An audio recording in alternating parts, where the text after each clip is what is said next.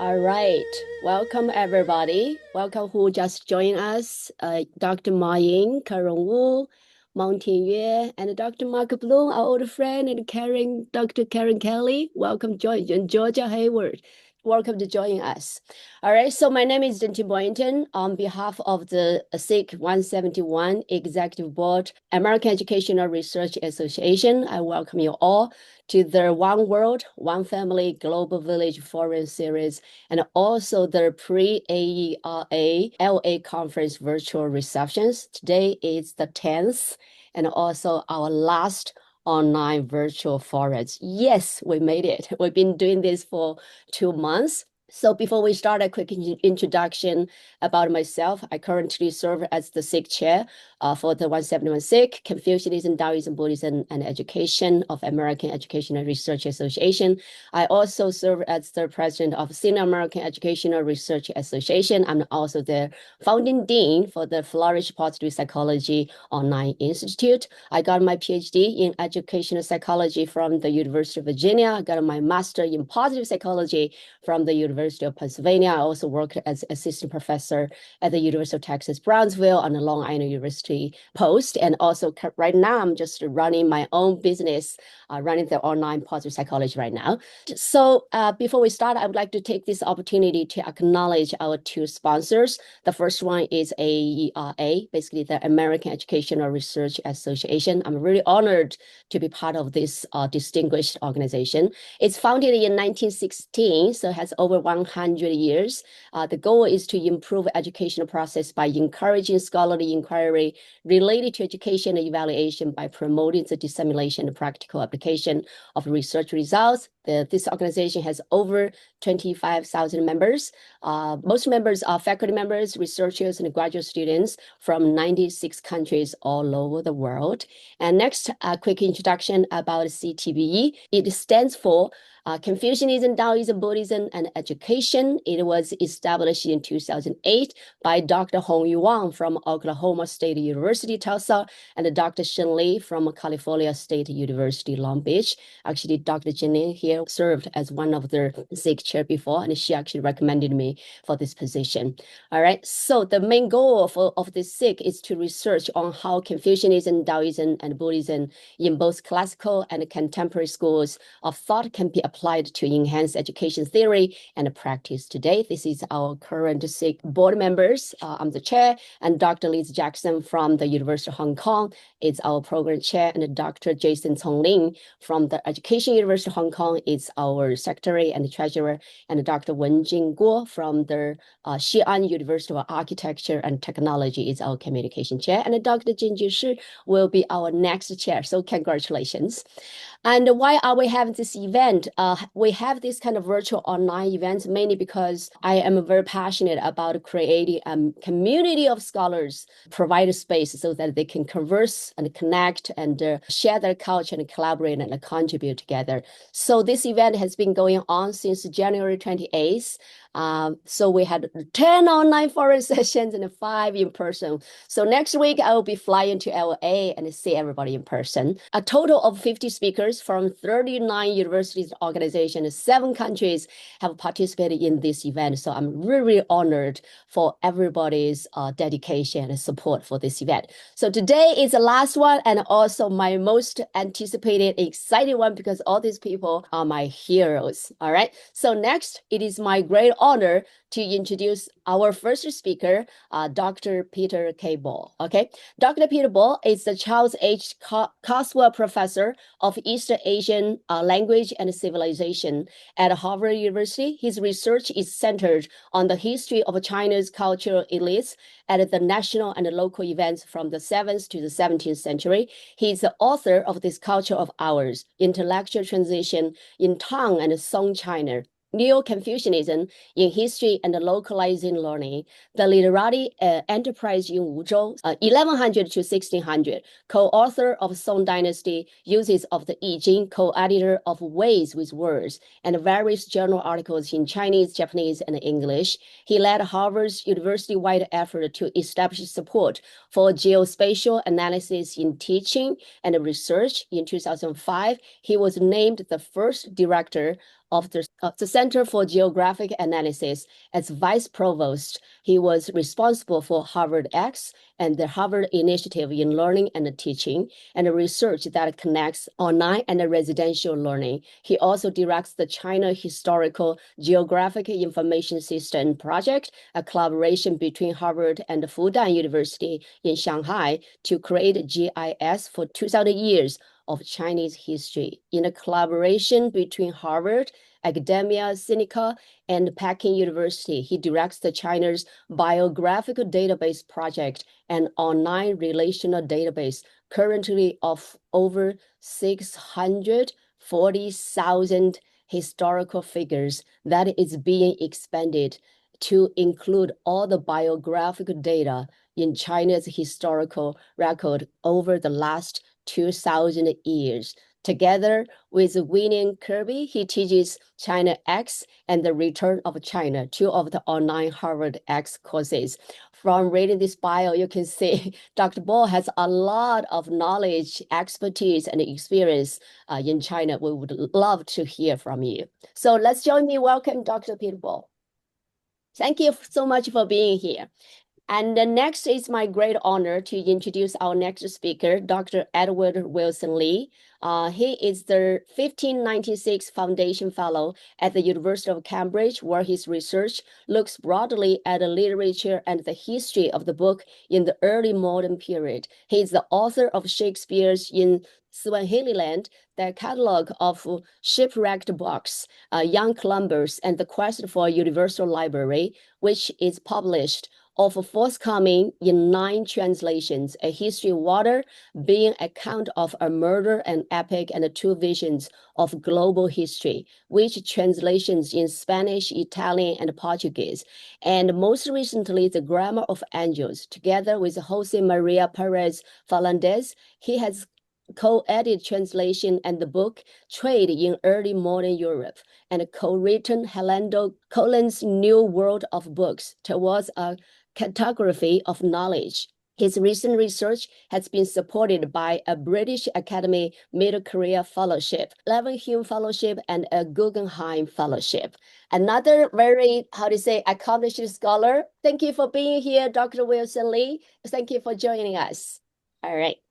And next, it is my great honor to introduce a special person and also distinguished scholar, Dr. Dengting Boyanton. Dr. Dengting Boyanton received his PhD in East Asian history from Columbia University in 2015, and his MA in Chinese religions from the University of Virginia in 2004. He was a Fulbright scholar at Beijing University of Chinese Medicine in 2011 and 2012, and lived in China for more than 10 years. His most recent publication, including the canonicity of the Yellow Emperor's Inner Classics, Han Shu Song, in the Routledge Handbook of Chinese Medicine and Genre and Medicine in the Tang and Song, toward a medical poetics, in the forthcoming From Tang to Song, Translations and Creations in China's Middle Period. Dr. Boyanton currently lives and teaches in the Atlanta area, where he focuses on the importance of history as a resource for understanding the present and creating a better future. The topic of a podcast, The History of Evolution, he has just launched actually this spring. So you can see another scholar. So next, it is my distinguished honor to introduce our next discussant is Dr. Jing Lin. So Dr. Jing Lin is a professor of international education in the program of international education policy at the University of Maryland, College Park. She received her doctorate from the University of Michigan.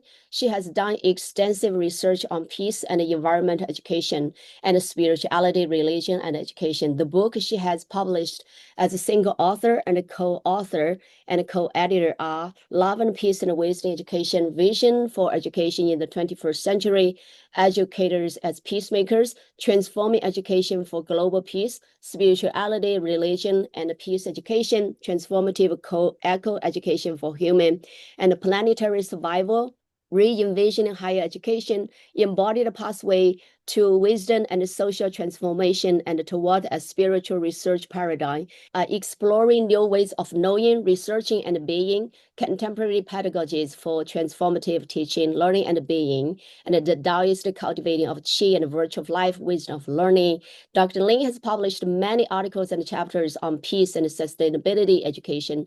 Topics include from self-cultivation to social transformation, the Confucian embodied pathways and education implications, enlightenment from body-spirit integration, Donghuang's Buddhist cultivation pathways and education implications. And environmental justice must include the rights of all species to life and respect, integrating indigenous knowledge into education, from intimidation to love, Taoist philosophy, and love-based environmental education. So, ladies and gentlemen, please join me in welcoming Dr. Jing Lin. All right. Hello, everyone. Contemporary culture, certainly here in the English-speaking world, but really also in this world-spanning global culture that is beginning to emerge, whether we like it or not, all over the world, in all countries. This contemporary culture really has very little use for the humanities.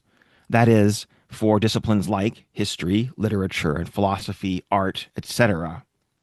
The humanities, people tend to say, do not generate profit, do not drive technological innovation. They do not even, at least not directly, lead to a better, more just world. To many, then, they appear to be simply baggage from the past that's weighing us down. And yet, the very thing that people see as baggage has been, throughout human history and society after society, valued. There have been forms of learning and practice really throughout the world, in many times and places, that we can say are comparable, at least, to the humanities. In many cases, for example, in China, which is my and Peter Bohl's specialty, these forms of learning have in fact been the most valued forms of learning. And surely this leads us to ask, then, that if the humanities are so useless today, why is it that for so many people they were so preeminently important in the past? So, for today's discussion, which is, as we've mentioned, the final, and I would like to say actually we can call it the ultimate, which literally means final after all, the ultimate Global Village Peace Forum, Edward, Peter, and I are going to be discussing this issue of the value of the humanities from our own individual points of view and what it means to us, both in the past, in the present, and perhaps even in the future. So to start off, each of us is going to briefly introduce our own point of view, and then we're going to discuss for a bit together about what we think, and then we'll finally open up for a group for questions from the audience as a whole. So, without me wasting any more of our time, Peter, do you feel like taking off for us for the first talk here? Well, thank you very much for the introduction, for the welcome, and for the topic. So I was thinking about what it is that the humanities does, and thinking also about the Chinese past, but also how we in the present can relate to it. And I'll give you two examples, and they're rather different. One comes out of literature, which is the way in which Chinese poetry provides a means for reflection. What's interesting about the high tradition of Chinese poetry, and we can take somebody like Du Fu of the Tang Dynasty from the 8th century as an example, is that the poem is fundamentally autobiographical. It is the poet's seeing of the world and is responding to what he sees. Sometimes it's funny, sometimes it's sad, sometimes it's terribly upsetting, and so on. But with Du Fu, what he invites us to do is not to find a universal meaning or value, but to see the world as he sees it. And so every poet is in that sense unique, and they provide a window on their own response to the world, sometimes their own prejudices, their own narrow-mindedness, their own openness, their own expansiveness, it depends.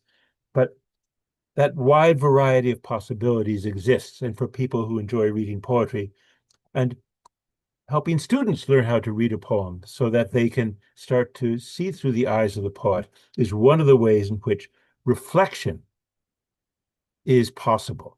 And by that, I mean that the process of reflection is something that changes the person who's doing the reading, who's doing the thinking. My second example comes out of the philosophical side of Chinese humanities, which is the problem of whether morality has an innate foundation in the self. And this has been debated back and forth. Many of you who know something about Chinese philosophy will have heard of Mencius with his notion that his argument that somehow that the moral inclinations are innate to the human being, or people who are human by his definition. But it's with Mencius, we have a problem too, which is that along comes the Shuns afterwards and says Mencius was fundamentally wrong. If people were so good, why are we killing each other now? And yet that the desire to find a persuasive rationale for an innate foundation for morality in the individual continues on. Innate foundation morality versus something that's learned, that's something that's acquired and internalized. And that brings me to one of the most famous of the Neo-Confucian thinkers from the early 16th century, Wang Yangming, who has the notion, not so much saying that there are specific moral values that are innate to us, but saying that we have the innate ability to know what is good and what is bad. Now, I take Wang Yangming seriously, and I think we should take Chinese thinkers seriously, that they're talking about things that can be experienced by people. And so the question then is, when Wang Yangming says that we have this liangzhi, we have this innate ability to know what is good and what is bad, right? How do we experience that? We just say that that's true? Because I think he means that we can actually experience that. Because he begins his propositions with the notion that fundamentally human nature has nothing. The mind in itself is neither good nor bad. And yet somehow out of that mind, good and bad inclinations arise, or inclinations arise, and we have the ability to discriminate some as good and some as bad. And if we can discriminate, then we can get rid of those bad ones and follow the good ones. Now, that leads me to the question of, well, on what basis does Wang Yangming say that? And there, I think, one of the things that we should consider is Wang Yangming's claim that the truly great person regards heaven and earth and the 10,000 things as one body. This sort of oceanic feeling that Freud was so critical of in Romain Rolland, but the sense that we can use this intuition of our oneness with the world as the basis for discrimination between what's good and bad in our own minds. And that strikes me as being one of the ways of thinking about the problem of, is morality innate or not? I think I've used up my 5 minutes. There you go. Beautifully timed, actually. So, so Ed, would you like to take off next? Yes, thank you. Thank you, Dengting, for the invitation, and very happy to be here in this conversation. So I'm going to spend my time. I'm a scholar of 15th and 16th century European literature and culture, and I'm going to spend my allotted time speaking about the Studia Humanitatis, which is the concept from which the modern humanities derives, and which kicks off in the 15th century with a renewed interest in classical secular literature, so Greek and Roman literature, with an emphasis on the imitation of secular models, centrally through the study of rhetoric and the act of persuasion. So here Cicero becomes all important. The emphasis on persuasion is not only promoted an active engagement in the world rather than a kind of a withdrawal and a contemplation, but it led to the development of particular tools for teaching persuasion. And here I'm going to just talk briefly about the argument in utrumque partem, which people may be familiar with, certainly in Europe, in America, from the form of the the debate, which we often have in high school debating societies, university debating societies, in which you're provided with one side or other of the argument. Doesn't matter what you believe, you're given one side of the other of the argument, and you're expected to argue for that. And this is obviously something that gives rise to a slightly strange phenomenon in which it stands to reason that it's more impressive to be able to persuade people to the less intuitive position. There's no glory to be gained from persuading people of what they already believe. And so in some ways, this period is a period in which oratory persuasion. So you think about Montaigne convincing his readers that the cannibals are more noble than they are, of Thomas More persuading people that a society without private property is a better society than theirs, and so on and so forth. So generating arguments for initially unpromising positions is something that then bleeds into the literary arts, the talents for thinking about motivation for the most unsavory characters. So you think that the most obvious example here is Shakespeare, who's often renowned for his what's called his negative capability. Right. So his ability to not choose sides, or rather, if you think about it a different way, to see something from everybody's point of view. So Shylock and Macbeth, the moneylender, the regicide, all of them have believable motivations for what they do. And are put in positions that are morally complex positions, which allow them to come through it as kind of persuasive characters, persuasive human beings. So just as giving these characters reasonable or believable motivations humanizes them, so increasingly in Europe, the notion of real people is precisely articulated through people who have believable motivations, but also who experience internal conflict, right? So we often think about someone as being a two-dimensional person. If they seem a little flat, they seem to only have one point of view, whereas a real person, a person who has depth, who has three dimensions, is someone who experiences internal conflict, who sees both sides of things. You know, there's a very real sense in which, in the European tradition, what is a real person, what is a full human being, is someone who has internalized this process of thinking through both sides of an argument, of thinking through the potential motivations for coming at a question one way or another. And this has been central to how we've thought of what makes a full human over the past 500 years in Europe. And I think the erosion of the humanities, as we've perhaps seen in our little displays today, might suggest that losing out on this ability to imagine other people's ways of seeing things, what it's going to feel like to be someone else in a situation, can rapidly lead to a loss of a particular kind of humanness. And I think that's my time, so I will stop there. Thank you, Edward. So that leaves us with just me. And what I want to talk about, actually, in my little brief intro here, is an idea that's been in the back of my head for a while, more than a year now, actually.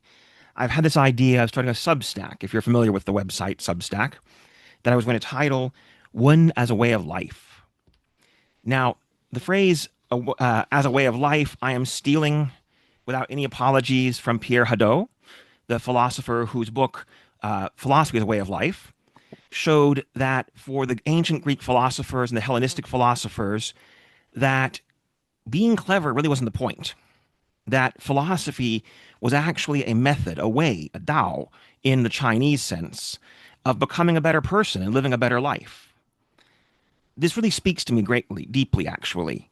But I must admit that, with no detraction to Pierre Hadot, that I found the idea that philosophy alone as this way, it wasn't completely compelling. It seemed to me you needed more.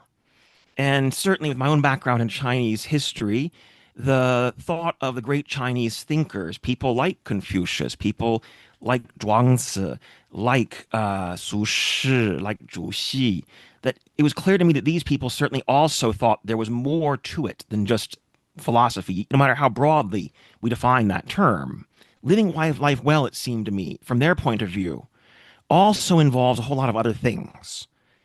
Interacting with your friends. The very first line of Confucius, the Confucian Analects, is about meeting friends. You know, uh, reading literature, appreciating art, writing poetry, spending time in nature. All of these things were part of what the Chinese tradition had presented as the full and flourishing human life. And I began to think, what is there a single term I could group them under? And I cheated a little bit because there probably isn't any one term I can group all those under, but we're allowed to cheat a little bit. And so I took the closest term I could find. And the closest term I could find was the Chinese term wen. Now, wen, some of you I'm sure I know already know the term wen, but for any listeners who don't, it's a very old, very important Chinese word. And like all good words, important words, it's very hard to pin down. It's changed meaning over time, and it's just a very complex word in its own right. Nowadays, wen is most associated with literature, which in Chinese is wenxue, and with things like culture, wenhua. But its older meanings are far, far broader. And so I want to look back at one of the early mentions of it. This is from the Analects, our main source for the teachings of Confucius, in which we are told that one of his students, Zigong, was asked a question about the value of wen. And replying, Zigong says this: stripped of their fur, the pelts of tigers and leopards are no different than those of dogs and sheep. This is actually a very clever play on words in Chinese. Let me explain it. Leopard spots are called bao wen, literally the wen of leopards. Tiger stripes are called hu wen, the wen of tigers, because the oldest meaning of wen were visible patterns in many places, often beautiful visible patterns. However, by the time of Confucius and of Zigong, wen had already begun taking up some of its more modern meanings of referring to sort of refined human culture, like literature and art and all of these things. And so when Zigong says this, what he's basically saying is, just as it is the wen, the patterns of the fur of tigers and leopards that makes them more valuable than those of dogs, for example, it is our human wen that makes us something more than our mere animal existence. In short, tigers need their stripes, humans need wen. So when I look around the world today, I have to confess, I see a lot of problems. I see us becoming less and less human day by day. Our political leaders try to keep us from thinking. Consumerism panders to our lowest taste. Capitalism forces us to work long, long hours, dominating our lives with jobs that we increasingly feel don't matter. To borrow Cory Doctorow's neologism, we are witnessing, experiencing even, the enshittification of human life. Now, do I think that returning to the humanities, returning to wen, in this way I have sort of characterized it here, as broadly what makes human life human, will that fix all of our problems? Certainly not. But it is a step in the right direction. It will help us to live a more human life. It will reveal to us the problems with the way where we are living our lives, and possibly what we could do if we're willing to change that way and find something better. So I'll end there. All right. Thank you, three of you. I'm quite impressed because you guys really keep it under 5 minutes. Okay. I have a lot of questions, but it seems like you're basically trying to explore the question is what makes us a human? What does it mean to be a human, and why we are losing that humanity in today's society? Okay, I know I have many questions. Before we open the floor up for questions. We're not going to open it up yet. We're not going to open yet. Oh, you three going to have some conversation? Talk among ourselves first. Yes. Okay. All right.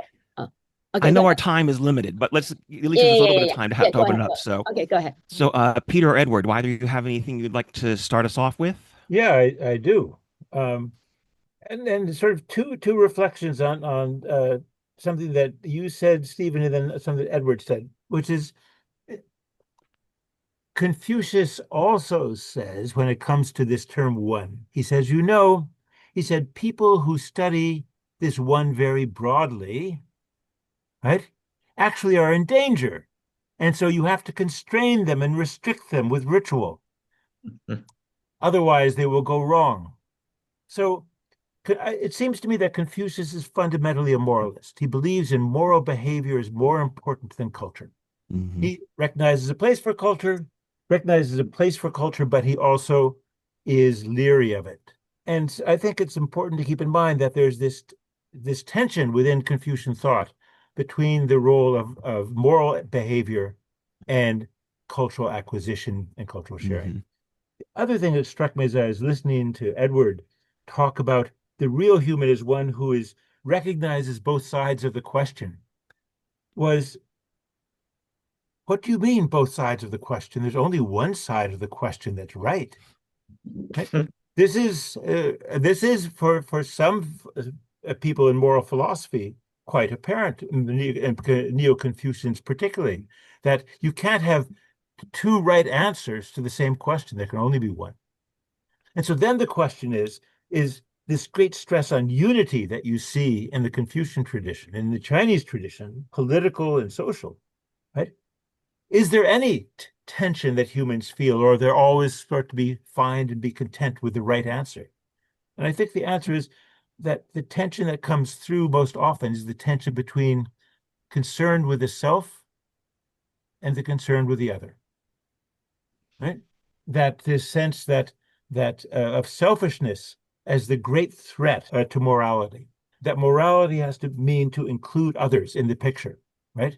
In all their diversity, perhaps, versus just the focus on the self and your own desire. So selfish desire, egotism, becomes a problem that everyone experiences.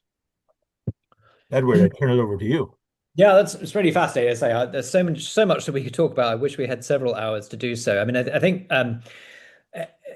it's fascinating that the period that I work on was obsessed with these figures of indeterminacy, right? So Hamlet's the most famous one. He's a figure like Buridan's ass, right? He's trapped between two absolutely identically attractive moral solutions to a problem, and he starves in the middle because he can't choose which way to go, right? And Montaigne retiring to his tower, or Descartes going into isolation. So they're fascinated by these figures who are, I suppose, trapped between two potential moral solutions, and whether or not those can be captured in a conflict between the self and the other. Obviously, with Hamlet, the conflict is between the duty that he perhaps owes to his father, and I suppose the duty that he owes to his own soul, or his self-determination. So I suppose that is kind of a version of that.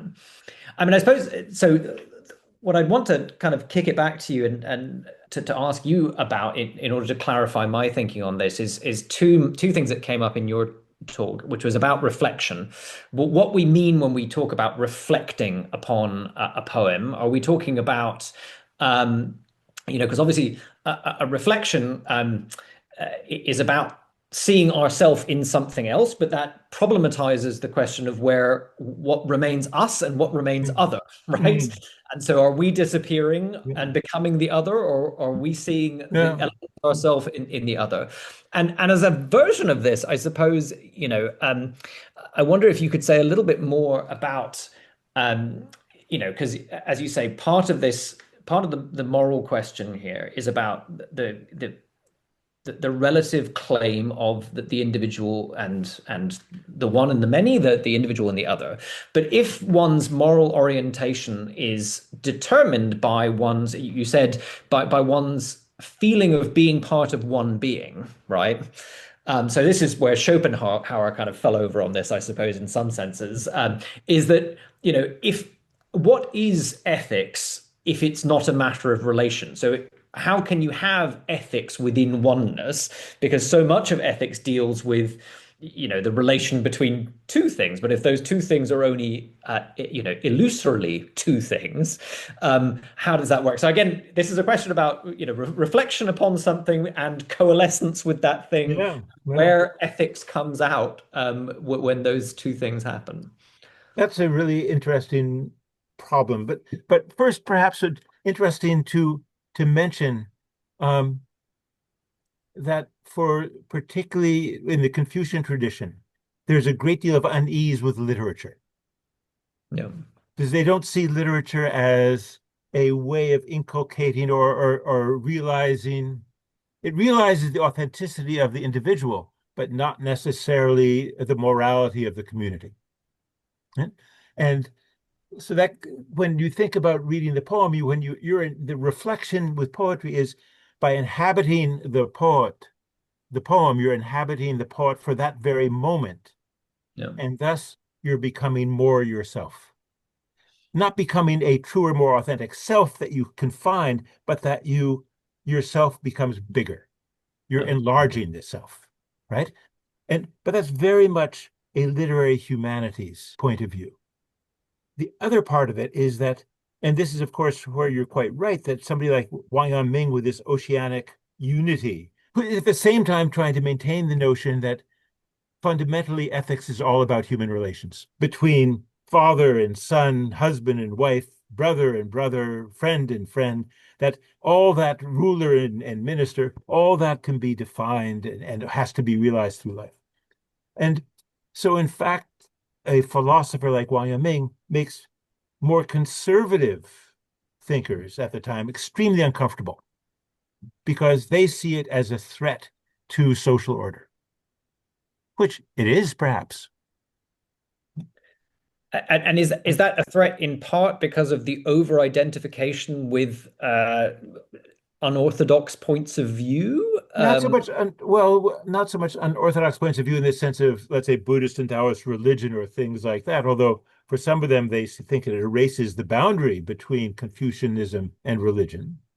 I think it's because they suspect that if everyone can find sort of spontaneously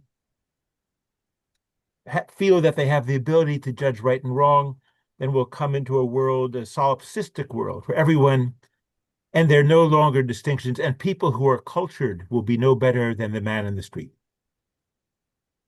And undermining this culture as well as hierarchy and social order. I actually think there's an interesting way to because when your first comments, Peter, you mentioned this question of the problematic nature of Wun, which it is very true, right? And it goes way back, right? I mean, way back. This is a problem, and yet it's interesting to me that in some ways the Chinese tradition has addressed this in different ways, of course, over time. But I think in the most fundamental way, this commitment that is fairly, not universally constant, but is fairly constant throughout most of the imperial period, that a proper gentleman, a proper, refined individual not only has Wun, but also has a commitment to active participation in society and government. Seems to me in some ways one response to this issue. And of course, it's not going to completely resolve the problem with Wang Yangming. It's a much more complex problem there, I think. But I think it does sort of reflect this recognition that there is a need for both refinement and social commitment, to use a more modern way of putting it, I suppose we could say. I find it rather inspiring in a modern point of view myself, but which also I think digs into some of these questions of the proper balance between the different sides of life and between the self and the other in many ways. Well, what we have not talked about, but which is if there's a Chinese three-legged stool, then ethics or moral conduct, cultural learning are two of the legs, but the third leg is government. And serving in government, and the idea that serving in government is a highest calling rather than becoming a sage. So there's a tension there between people who see becoming a sage as actually being more important than being a government official. But serving in government is another part of it. And the problem with that is that once you start to take notions, this belief in the importance of unity, and put that into government, you end up with authoritarianism, which is also part of the Chinese tradition. True. But there's a fascinating parallel here, which I've always wanted to dig further into, and perhaps we can do this in a future conversation. But just about the parallels in Europe, where this the humanistic culture really comes up at the same time as a new culture of clerkship, of record keeping, right? It's obviously thousands of years, or 1,000 years or more than 1,000 years behind the Chinese in this sense. But in the 15th, 16th century, where European governments start to keep much more detailed records and therefore require a much greater number of learned people to keep these records, and increase diplomacy and therefore people who can give persuasive speeches and oratory in foreign embassies and so on and so forth. And so there's a real question of the chicken and the egg here, whether it is a change in governmental practice that creates this need for a humanistic culture, or whether it's the other way around, that a belief in the importance of history and historical record and so on and so forth creates a new way of conducting government. But whichever side starts it very quickly unrolls into a culture that is in many ways very similar to Chinese culture in its systems of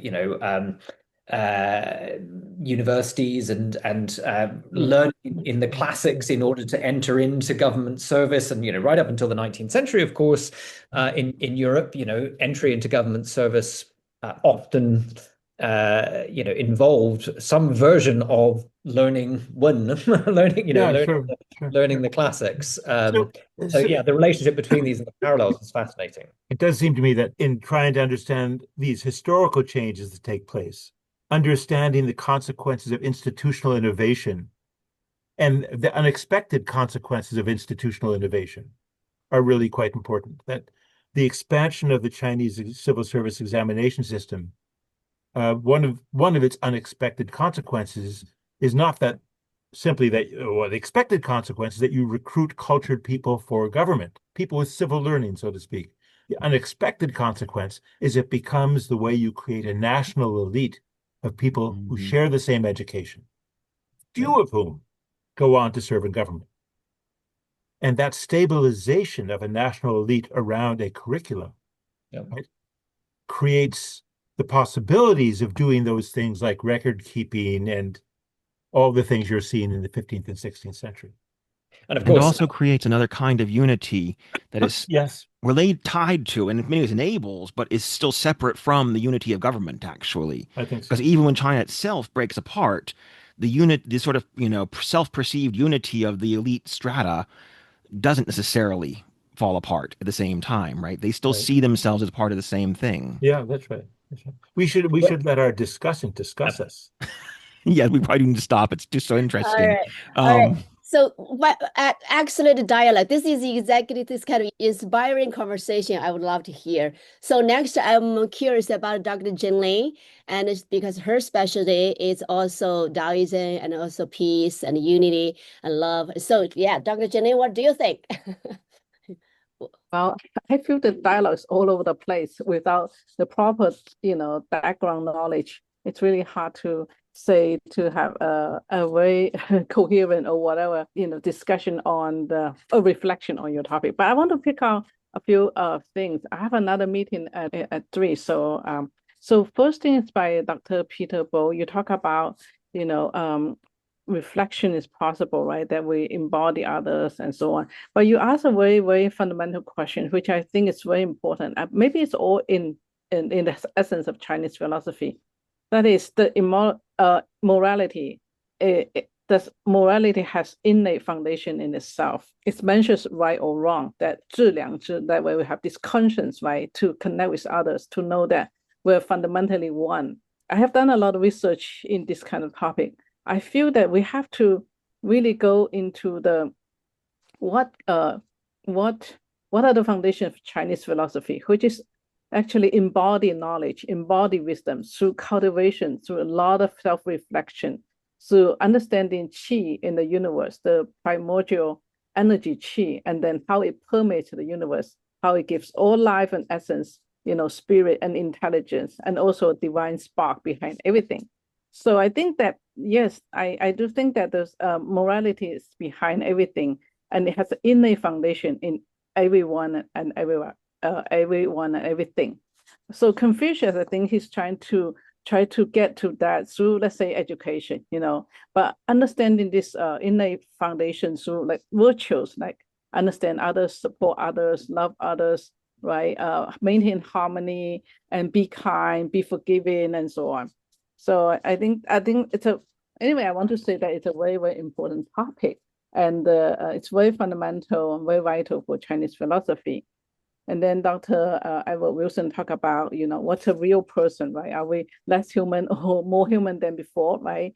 The problem of current society that we are becoming seemingly less and less human. So, and this reminds me of the idea of Zhuangzi, he talks about 真人, the real person, So the real person is someone who truly actually understand cosmic laws, understand human relationship with nature, understand the one and thousand, but also understand the unity that's really the grounding, the grounding of the universe.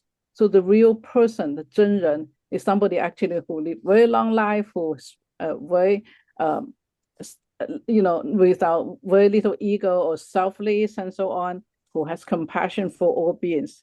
So in that regard, then I think maybe we need to recover, what ancient sages or practitioners tell us, what we can become as human beings. And then the last one by Dr. Dengting Boyanton, you talk about, that Chinese philosophy, Chinese philosophy is more a way of life or a way of perceiving Tao or not. And you talk about the idea of one, right?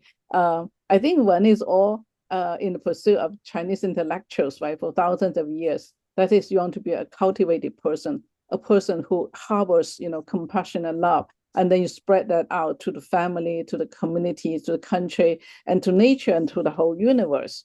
So this kind of one, it's like not only in the surface, our body extinction and so on, but really deeply inside in the heart and in the soul and the spirit.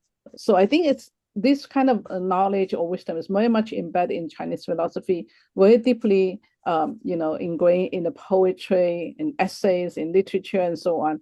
But I feel like we need to actually conduct the kind of cultivation and practice that the ancient sages do in order to see that they're in everything, in all of the Chinese literature, arts, culture, natural science, and geography also, yeah.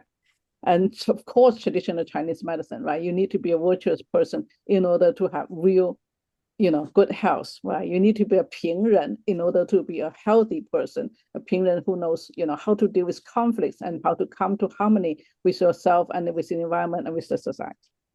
So that's my discussion or feedback or reflection. Thank you. All right. Thank you. Thank you very much, Dr. Jing. And next we have 5 minutes to see we can open the floor up for the audience if anybody wants to ask any questions.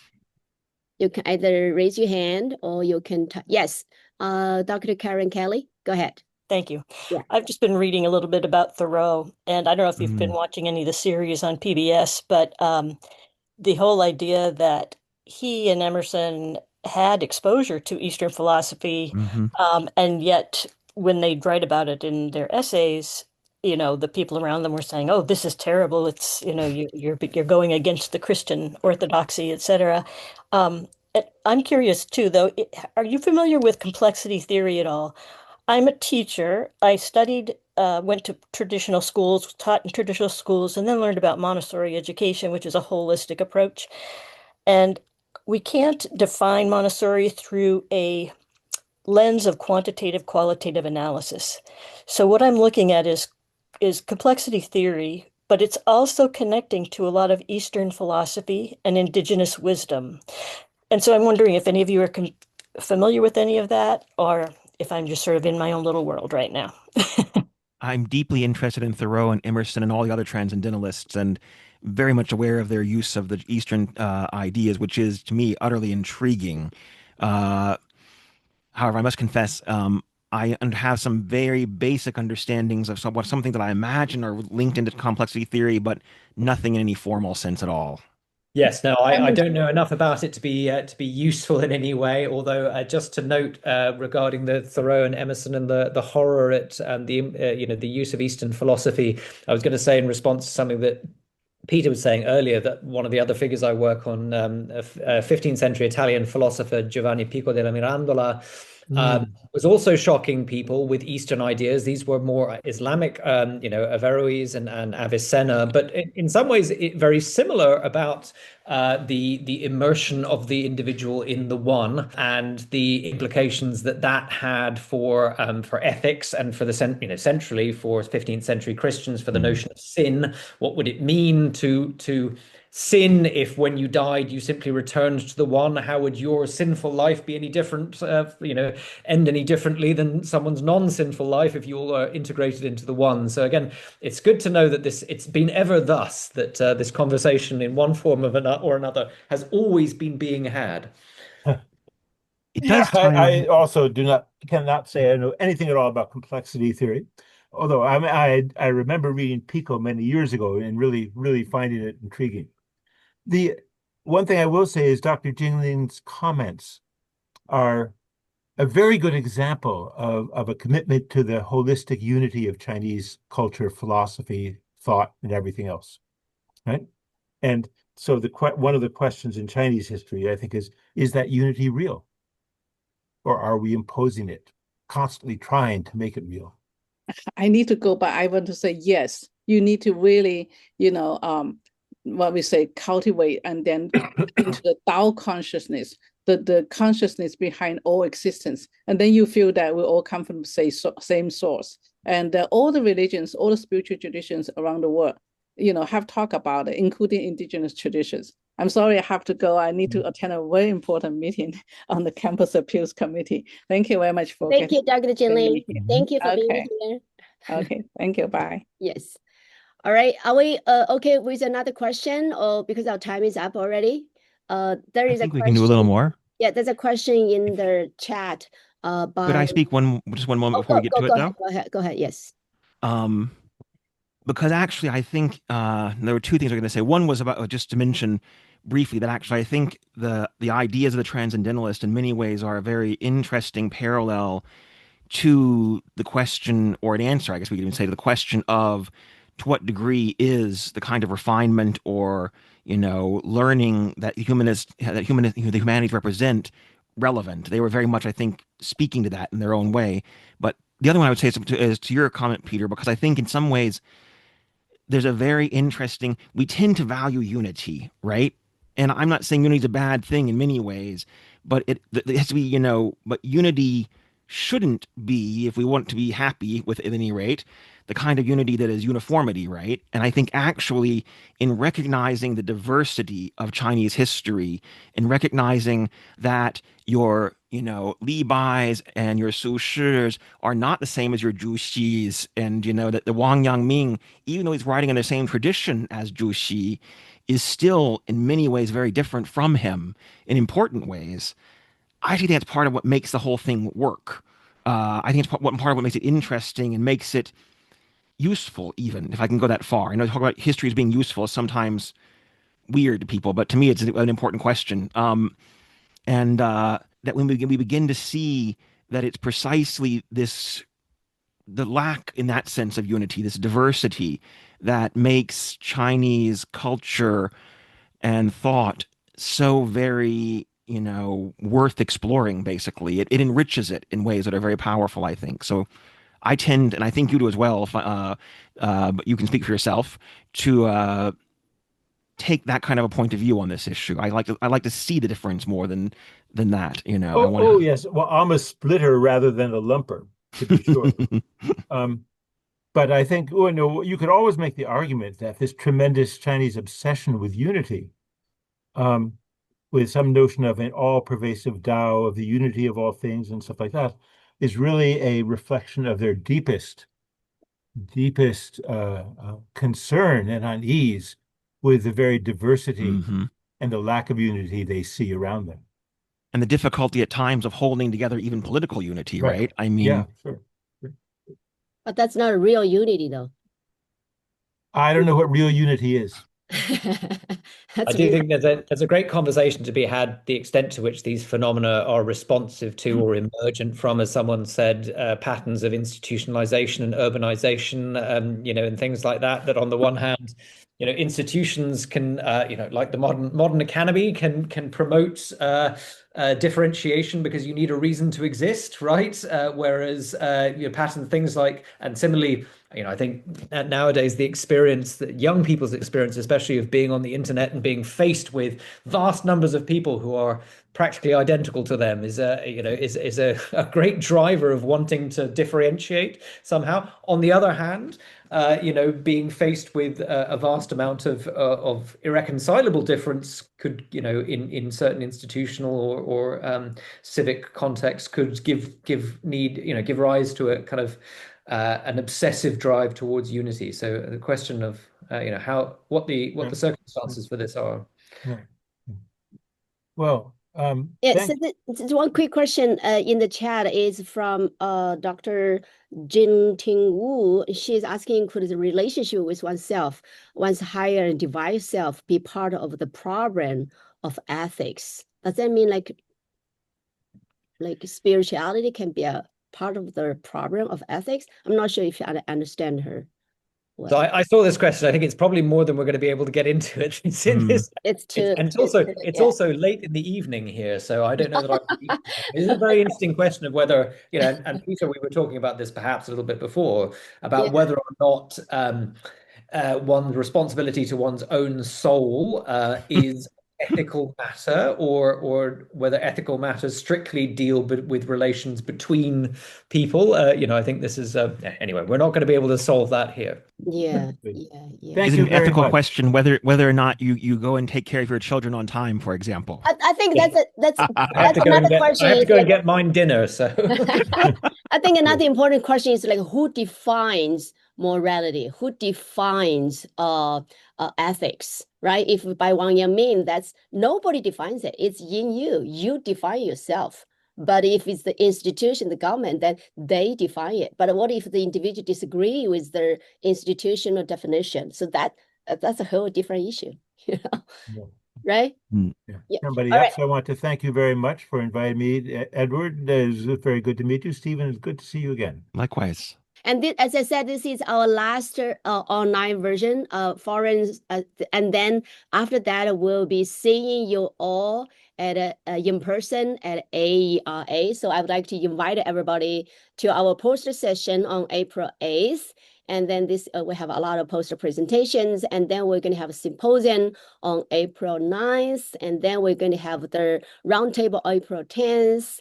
And then we're going to have the invited business meeting on April 11th. And the last one is a roundtable session. So thank you all so much. Yes, thank you, Dr. Peter Ball. Thank you, Dr. Edward Wilson-Lee. Thank you, Dr. Stephen Boyanton. And thank you, Karen Kelly, Dengting Wu, Montaigne, Ima. Thank you, Jason Zhang.